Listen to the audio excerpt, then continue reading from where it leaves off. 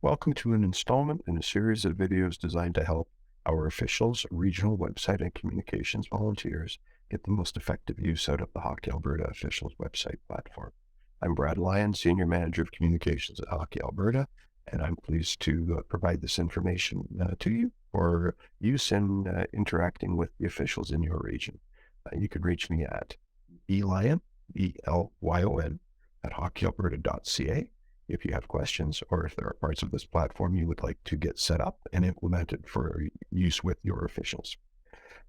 In today's video, we're going to cover 4 areas.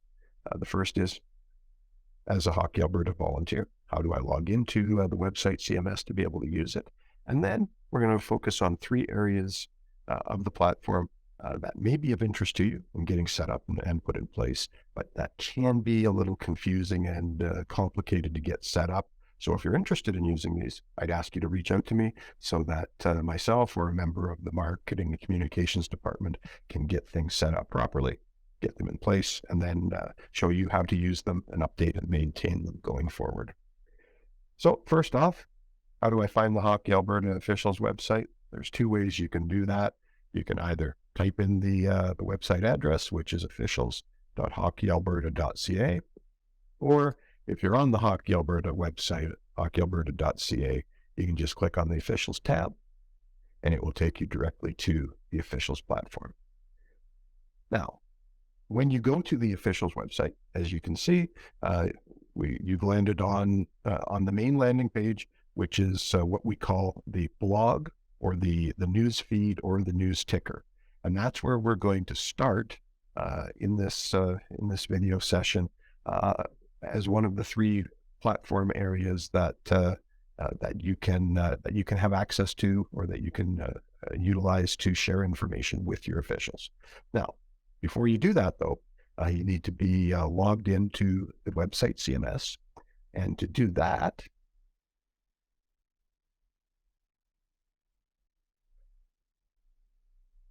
you can start on any page or on the Hockey Alberta official site, officials.hockeyalberta.ca. You're going to scroll to the bottom of that page, and there you're going to find the admin login link in the white taskbar at the bottom.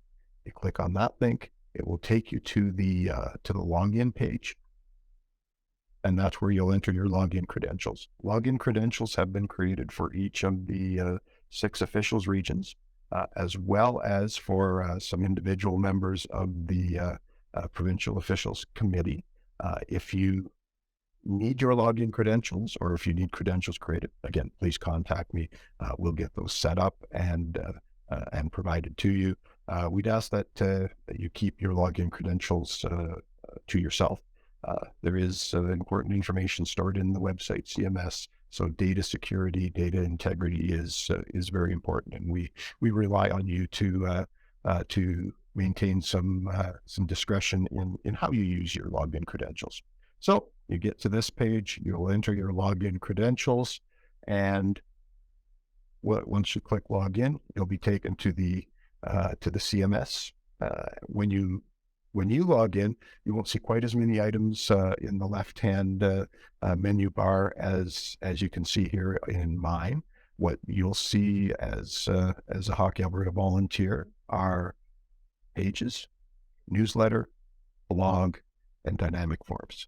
And as I mentioned, the 3 areas that we're going to focus on in this video are the newsletter, blog, and the dynamic forums. We're going to start with the blog, as I mentioned. The blog is also known as the news ticker or the news feed. Basically, it's the landing page for the official site where you can see news stories that have been posted about accomplishments and just the general news that pertains to officiating and officials with Hockey Alberta and across the province. At this time, the updating of this area is done largely by Hockey Alberta staff, and what we're hoping to do is get more content generated, more content coming from the regions. We'd like to have new and updated news in this ticker on a regular basis, but we need your help. the information that goes here doesn't just have to be about accomplishments such as the official of the year, as you can see on your screen right now. It can be about anything that is applicable to officials in the province. Could be accomplishments, could be general interest stories, could be about special clinics coming up, could be about events that are being hosted and recognizing officials who attended camps, that type of thing. We're looking to you for help. So if you have information, if you have items that would make good news posts for this section, please send them to Brett Kelly, the manager of officials, or send them to me. We need the content, or at least a general bit of information that we can turn into a story, as well as photos if you have them, and certainly send those along. We'll get them turned into stories that can be posted here. And if, depending on the topic, perhaps if it's regional awards or something like that, we can also make sure that the content appears under the awards tab, or perhaps under the multimedia tab, where we can post videos and photos and other types of things. Just to show you a little bit in the back end of how the blog works, or how the news ticker works. There's a page where essentially the story is added. You would click to add a new story. When that comes on that page, there's information that you need to fill in about the title, a short description, when you would like the post to go live, upload an image. That's where it can get sort of complicated, because there are specific dimensions that the image needs to be to fill the space that's set up in our blog template. And then there's the content that will be put together, that will comprise the story. And then once that's all done, you save the changes, and the story will then go live whenever you've indicated the date and time that you would like the story to go live. So that's the blog, or the news feed, or the news ticker. Again, we're looking for information that you can send to us to help populate that particular area of the platform. The second area that we want to talk about in this video session is the newsletter function. Currently, only one region has been utilizing the newsletter function, and that's the North region. So if you're interested in setting up a newsletter, you may want to reach out to the North region just to find out how they're using it, what they do, how they used it, that type of thing.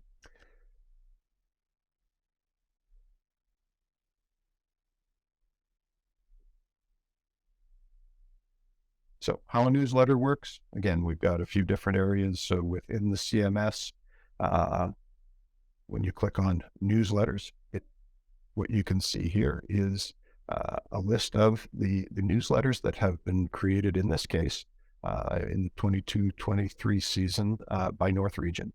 And when they have the green check mark beside them, they're visible on the website. So any newsletters that are sent out, if you make them visible, they will appear in a newsletter section on the website. It's currently housed under officials regions right at the bottom. And you can scroll down and you can direct people to this, or you can scroll down and see what's been sent out in newsletter, in various newsletters. So as you can see, North Region has sent out a few this year. They included information on who their executive is this year, a greeting from Herman Costa, the North Region chair, a summary of the award winners from last season, that type of thing. If you're interested in setting up a newsletter for your region, again, reach out to me. We'll get a template created that you can can work with.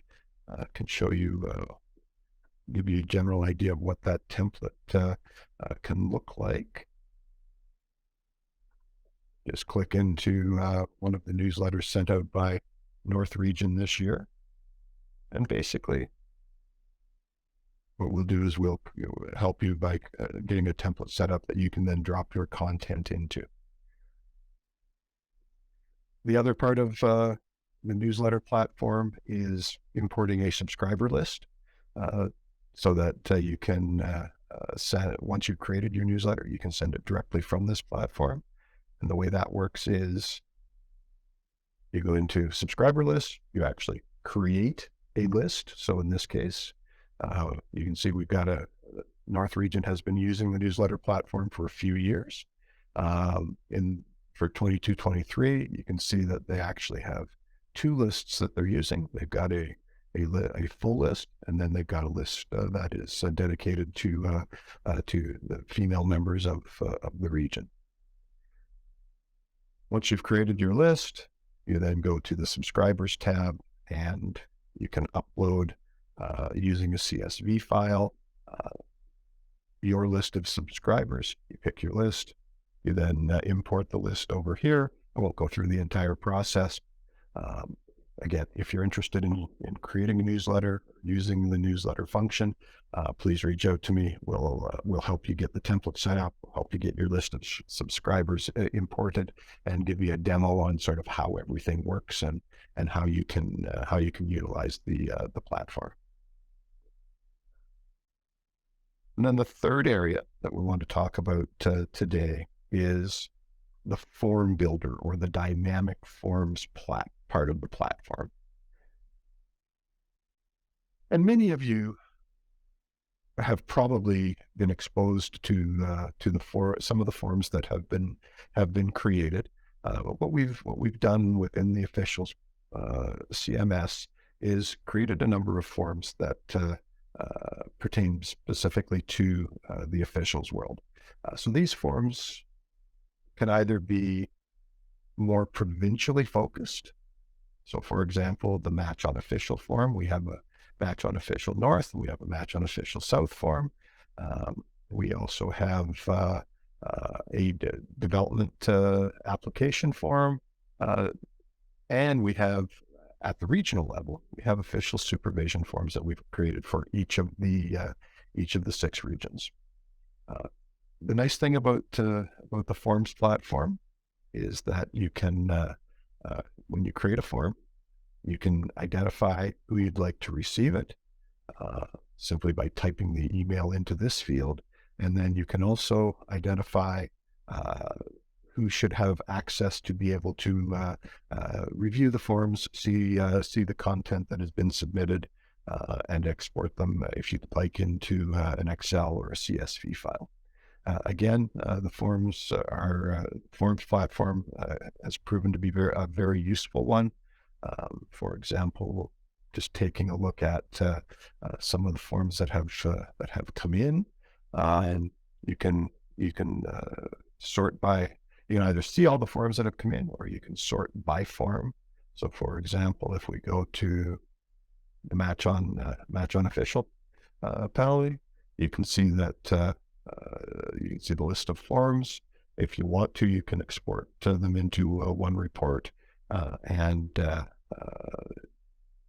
or you can go into an individual form and either download it as a PDF or simply view it on the screen. And I won't go into any of the specific forms at this point, but for the people who have access to or need to have access to them, you have some flexibility as to how you want to use these forms.